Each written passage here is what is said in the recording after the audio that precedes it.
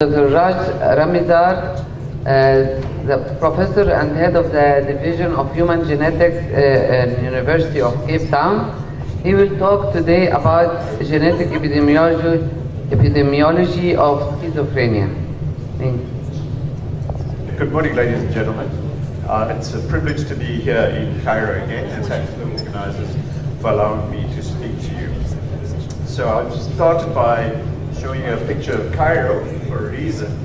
And what this is meant to do is address the issue of from Cairo to Cape Town, and this is an invitation for all of you to attend the International Congress for Human Genetics, which is being held in Cape Town in the year 2021. So this is my beautiful campus, the University of Cape Town, and this is the main campus. I'm based in the Faculty of Health Sciences. I'm going to be talking to you about genomics of schizophrenia in the Xhosa people, rather than the epidemiology, because actually the epidemiology is not really known. And in the overview, I'll be giving you a little bit of background and significance as to why we're doing this work. Thank you. Aims and methods, and preliminary results. So it should be reasonably obvious to everybody that the remarkable developments in genomics on the African continent, some of which you've heard about here, is largely due to the H3 Africa program. And this initiative aims to facilitate the study of genomics of common diseases in the African context. And I don't need to tell this audience, but obviously there's not been much work going on in African populations, and that's really one of the strengths of H3 Africa. So getting on to what this study is about, the original aim of the study was to recruit 1,100 cases and 1,100 controls, and the controls were meant to be of the same age and sex as the cases, and these were individuals from the Xhosa population. The interviews were done in the indigenous language, which is isiXhosa, with subsequent translation into English, and the consensus diagnosis was provided by a psychiatrist involved on the project. The project involved exome sequencing, it still involves exome sequencing, and copy number variant informed SNP arrays, which are currently under design. So who are the Xhosa people? Actually, the people are called the amaXhosa rather than Xhosa, but I think if I just challenge you to pronounce Xhosa and you get that right, that'll be good enough for me for the moment. So who are they? The Xhosa people, in fact, largely populate this part of southern Africa, which is the Eastern Cape, but a fair number of Xhosa are present, as are most other people here in the Western Cape. So those have been the two areas which we've been recruiting from, but the majority of the recruitment has been done here in the Eastern Cape.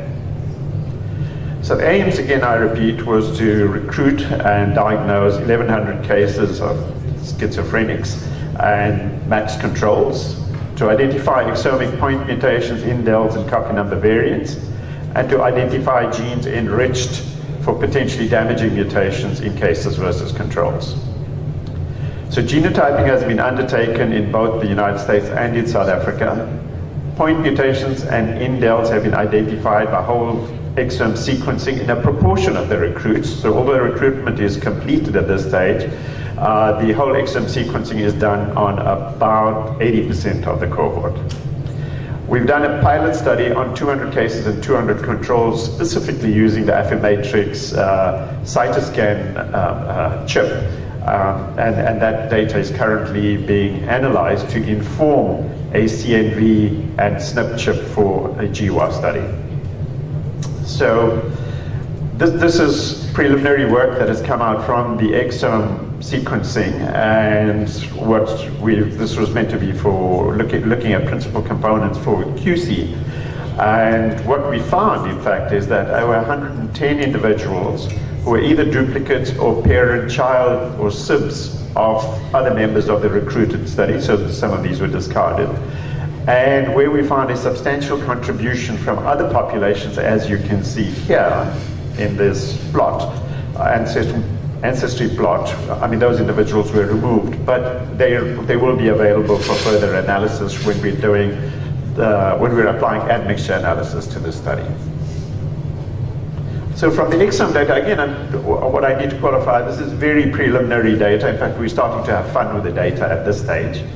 So what we're meant to be doing is looking at overall at similarities within cases and differences between cases and controls.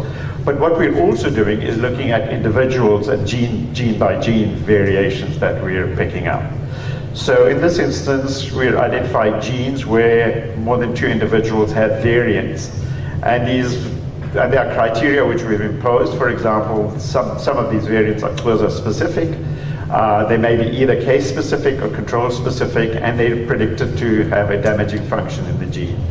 By the time this analysis was done, we looked at 660 cases and 660 controls from the exomic sequencing. So the criteria for predicted damaging to gene function through this kind of analysis, we looked at genes, for example, where there were nonsense or frame shift or splice loss in genes intolerant to stops. And we also looked at missense variants in genes that were completely conserved in tetrapods and genes that were intolerant of missense variants. So again, just 1 or 2 examples of what we picked up. So in a gene called AQR, we picked up in 5 cases and 0 controls where there is a qualifying variant, for example, a frame shift splice missense. And in this case, the AQR is a candidate gene. For example, on the flip version of that is ANKRD17. We found a variant in 5 controls and in 0 cases where this variant, there were 5 different missense variants. So ANKRD17, for example, is referred to as a control gene. Of most qualifying variants where variants were present in only 1 case or control, you can see the numbers are starting to grow, but I would imagine that we'll be picking up a lot of these instances. So the exome data results so far, we've picked up in 139 out of 660 cases versus 94 of 660 controls, where there is at least 1 qualifying variant. Here's the odds ratio at the bottom. And again, imposing some interesting features on schizophrenia genes, where here are the conditions. For example, it needed to be a de novo event reported in either schizophrenia or in an autism cohort, or where a gene is co-expressed during development with a gene in our network of psychiatric or CNS genes, or where genes are involved in chromatin modification or synaptic function, or genes in which an isoform has a brain-specific expression. Each of these is slightly enriched among our cases versus controls, and what we believe at this early stage is that these differences will be significant by the time we've completed the 1,100 cases and 1,100 controls, and the end is certainly in sight. Just again, an example from the extended analysis of candidate genes.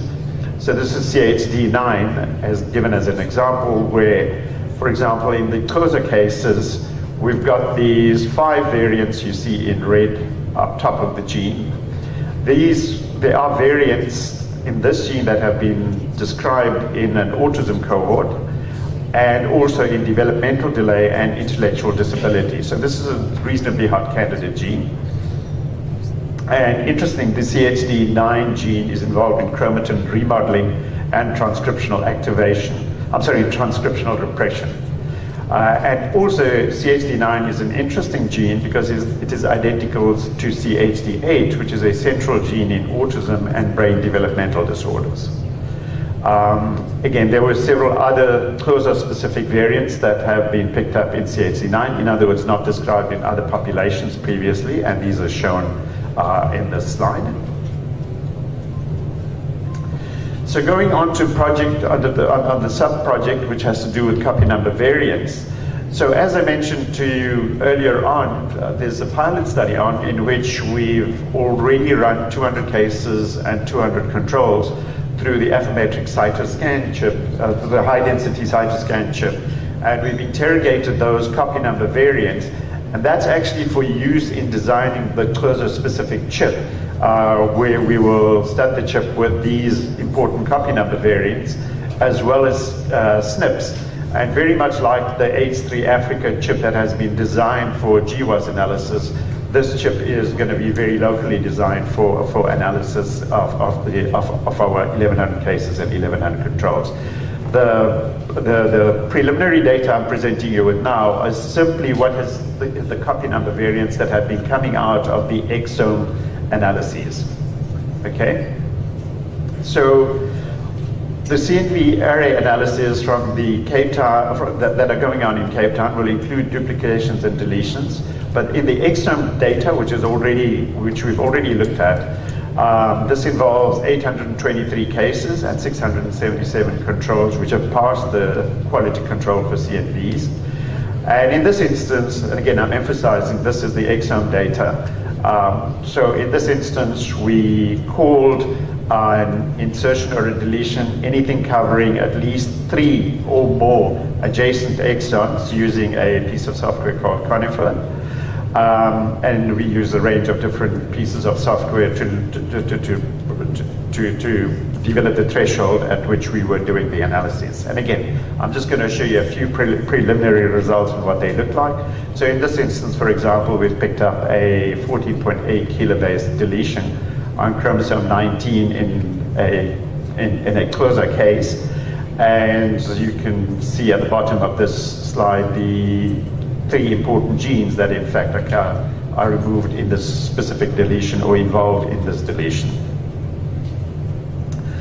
This 14.8 kilobase deletion has been validated by whole genome sequencing, so a reasonable cohort that has been looked at using exomes is also being put through whole genome sequencing, and in total we're doing only about 200 of the 2,200 cases controls that are being put through whole genome sequencing. Again, another interesting feature, interesting finding has been a 1.8 megabase deletion involving about 15 genes on chromosome 2 in the closer case. And this involves quite a number of different genes that have been enriched in another psychiatric disorder. So here's an overall presentation of genome-wide rare deletions involving 3 or more exons in closer cases versus controls. And we've picked this up in about 54 out of the 823 cases and in 25 over 677 controls, which carry a rare deletion. So what are the next steps in our study? As you would have gauged by now, practically all of the work with regards to recruitment has been done. We'll soon have done all of the exome sequencing. Probably in the first quarter of 2018, we would have done the design of the chip and the GWAS involving CNVs and SNPs. So that ought to be done by March next year. But what we have for now is that we've completed the enrollment. We're busy looking at the data quite intensively at this stage, and this is going to increase in intensity over the next 6 months. We're obviously evaluating the point mutations and copy number variants. We're going to screen individually those genes that we find interesting between cases and cohorts. And obviously what is going to be really interesting for the next part of the study is looking at these genes functionally and probably in model systems, probably involving animal models. So in conclusion, H3 Africa has been a remarkable effort. The SAC study, or the schizophrenia in the African closer population, addresses an important gap with regards to mental health disorders around the world. There are key ethical aspects that have come out of this work, which have to do with consent and what one would consider appropriate consenting in indigenous populations and in the language that we need to address them. As well as the extent to which community advisory boards are involved and the lifespan of those, and the huge issue of taking back results to communities from this kind of work. So in closing, I'd like to acknowledge the vast number of individuals involved, and obviously I'd like to acknowledge the individuals underlined here. So Lerato Mjara is a PhD student in my lab. Celia van der Merwe and Megan Campbell are postdocs on the project. The principal investigator on the project with me is Dan Stein, who's the head of psychiatry at the University of Cape Town. I would really like to acknowledge the people who are involved in the field And these are the psychiatrists and psychiatric nurses that I'm pointing to at the moment, working in the Eastern Cape. Our colleagues are psychiatrists at Walter Sisulu University in the Eastern Cape. And all of this would not be possible, obviously, without a really good collaboration with people like Mary Claire King and Jack McClellan at the University of Washington. Unfortunately, the sequencing is happening at Baylor College. I wish it were being done on the African continent, but this is working extremely well. And other collaborators at Columbia University and the University of Pennsylvania, where they're looking at the phenotypes, the psychological profiles, and so on in our cohort.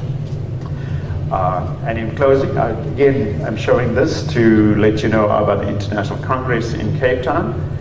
And with that, I thank you very much.